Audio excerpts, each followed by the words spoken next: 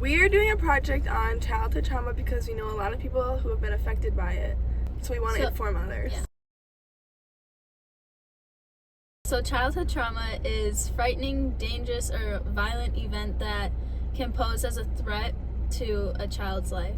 And the different types it can be from bullying, community violence, complex disasters, just regular disasters, early childhood trauma, immediate partner abuse, medical trauma, physical abuse, refugee trauma, sexual abuse, and then terrorism and violence, traumatic grief, or family issues.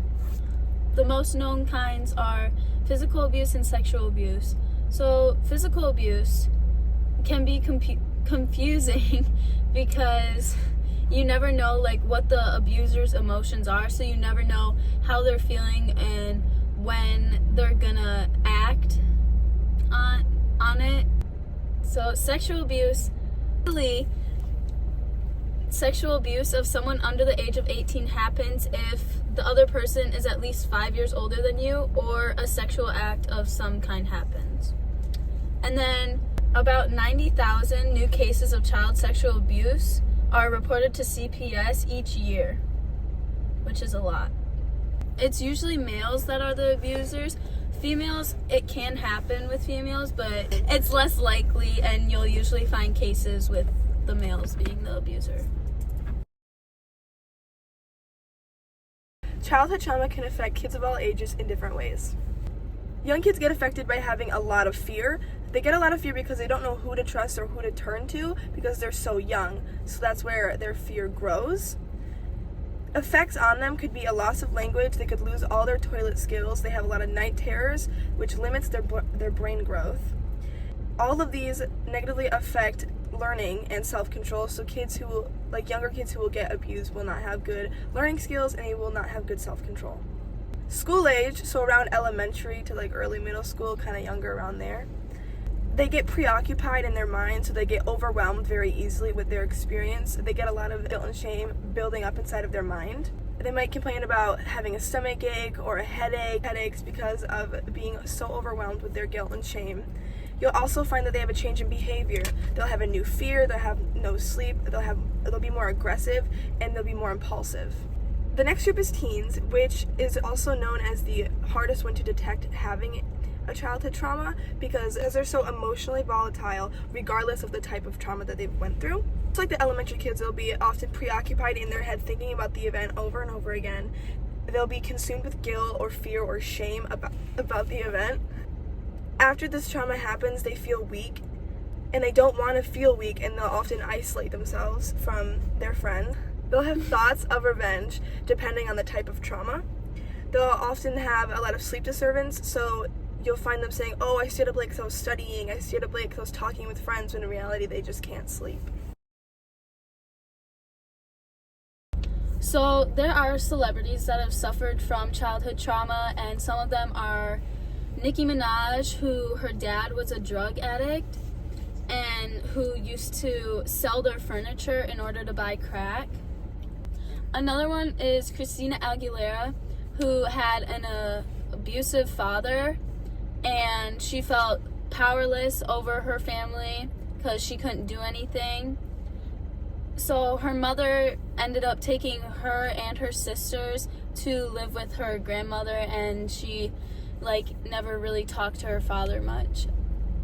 Another one is Jim Carrey, where his dad lost his job when he was a young boy, and they ended up having to sell their house, and they ended up having to live in a van for part of his life.